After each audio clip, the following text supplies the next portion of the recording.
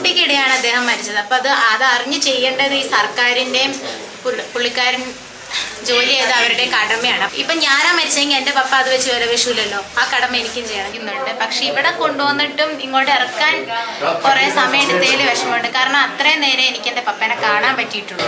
അവിടെ പെട്ടെന്നല്ല, ഒരു മെഡിക്കൽ കോളേജിന് വേണ്ട എല്ലാ ട്രീറ്റ്മെൻറ്റ് ഫെസിലിറ്റീസും അവിടെ നടപ്പാക്കണമെന്ന് ഞാൻ പറഞ്ഞിട്ടുണ്ട്.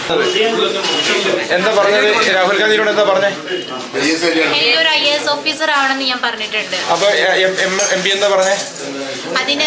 അതെത്തുന്ന വരെയുള്ള എല്ലാ പഠനത്തിനും സഹായിക്കാന്ന് അദ്ദേഹം ഉറപ്പ് വന്നിട്ടുണ്ട്. മോൾ ഇന്നലെ പറഞ്ഞിരുന്നല്ലോ, എന്റെ അച്ഛന്റെ മൃതദേഹം വെച്ച് വിലപേശുന്നത് എനിക്ക് ഇഷ്ടമല്ല എന്ന് പറഞ്ഞിരുന്നല്ലോ. ഇന്നും അതേ നിലപാടിൽ ഉറച്ചു നിൽക്കുവാണോ?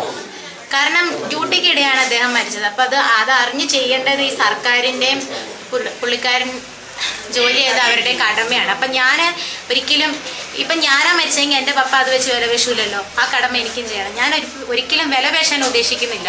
എൻ്റെ അപ്പൻ എങ്ങനെ എന്നെ കൊണ്ടുപോയാൽ അത് വേണമെന്ന് ഇവിടെ ഉള്ളവർ പറഞ്ഞിട്ടുള്ളൂ, അല്ലാണ്ട് പണത്തിന് വേണ്ടി അദ്ദേഹത്തിനെ ഞാൻ വെച്ച് പറഞ്ഞിട്ടില്ല. നാൽക്കാലായിട്ട് ചെയ്തത് അത് ആനയെ എത്ര വേഗം റെഡിയിലേക്ക് ഇത് വെച്ച് ഇനി ഇത് ആന ഇനി വേറെ ആരും ഉപയോഗിക്കാൻ പാടില്ല, പള്ളി പോകണം. അതാണ് ഏറ്റവും വലിയ വിഷമം. പ്രതിഷേധിച്ചതിൽ കുറ്റമില്ല. അത് വേറൊരാൾക്ക് ഗതി വരാണ്ടിരിക്കാൻ പ്രതിഷേധിച്ചതിൽ ഞാൻ പൂർണ്ണമായിട്ടും യോജിക്കുന്നുണ്ട്. പക്ഷെ ഇവിടെ കൊണ്ടുവന്നിട്ടും ഇങ്ങോട്ട് ഇറക്കാൻ കുറേ സമയം എടുത്തതിൽ വിഷമമുണ്ട്. കാരണം അത്രയും നേരം എനിക്ക് എൻ്റെ പപ്പനെ കാണാൻ പറ്റിയിട്ടുള്ളൂ. അവിടെ ഹോസ്പിറ്റലിൽ പോയ പിന്നെ ഞാൻ കണ്ടിട്ടില്ല. പിന്നെ കാണുന്നത് ഈ മരിച്ചാണ്. ഇടയ്ക്കൊന്ന് കാണിച്ചായിരുന്നു. അപ്പം പുള്ളിക്കാരൻ പയ്യെ ഓക്സിജൻ മാസ്ക് ഊരി, ഞാൻ പറഞ്ഞിട്ടുണ്ടായിരുന്നു മുമ്പേ, എന്താ കുഴപ്പമില്ലാന്ന് പയ്യെ പറഞ്ഞു. അപ്പം തന്നെ ഓക്സിജൻ മാസ്ക് വെക്കുകയും ചെയ്തു. അപ്പോഴേ കണ്ടിട്ട് വെറും 10-20 സെക്കൻഡ്. അത് കഴിഞ്ഞിട്ട് പിന്നെ ഞാൻ കാണുന്നത് ഈ മരിച്ച. അപ്പം അത്രയും കുറച്ച് നേരം കാണാൻ പറ്റിയതെന്ന്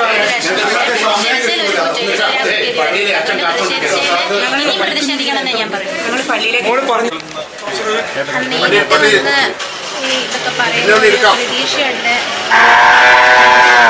ഞങ്ങളെ പറഞ്ഞ ആവശ്യങ്ങളൊക്കെ നിറവേറ്റി തരുമെന്ന് വിശ്വസിക്കുന്നുണ്ട്.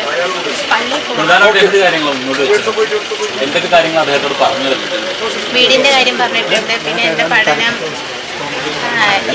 ഈ വീട് മുന്നോട്ട് പോകാനുള്ള എല്ലാ കാര്യങ്ങളും പറഞ്ഞിട്ടുണ്ട്. എൻ്റെ പപ്പയുള്ളപ്പോൾ ചെയ്തിരുന്ന ഓരോ കാര്യങ്ങളും അതിൻ്റെ ഓരോ ആവശ്യങ്ങളും ചോദിച്ചിട്ടുണ്ട്. ചെയ്തു തരാമെന്ന് അദ്ദേഹം വാക്ക്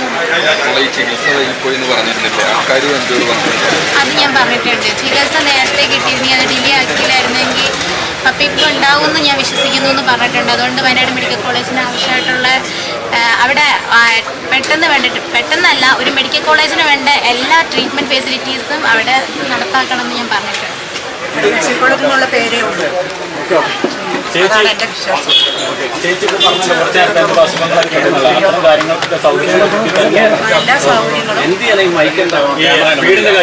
വീടിന്റെ കാര്യം, കൊച്ചിന്റെ വിദ്യാഭ്യാസം, ഈ കുടുംബത്തെ ചെലവല്ല. ഞങ്ങൾക്ക് ജീവിക്കാൻ മാർഗമില്ലാത്തവരാണ്.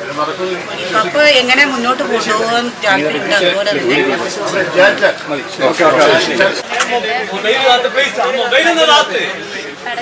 പഠനത്തിന്റെ കാര്യം പറഞ്ഞിട്ടുണ്ട്. പിന്നെ ഈ വീട് മുന്നോട്ടുള്ള എല്ലാ ആവശ്യങ്ങളും പിന്നെ പഠനത്തിന്റെ കാര്യം നടപ്പാക്കാനാണ് പറഞ്ഞിട്ടുണ്ട്.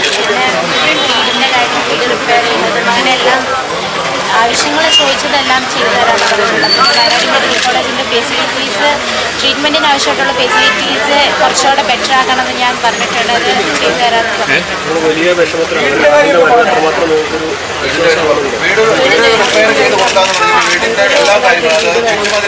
നേരിട്ട് വന്ന് പറയുമ്പോൾ ഒരു വിശ്വാസം.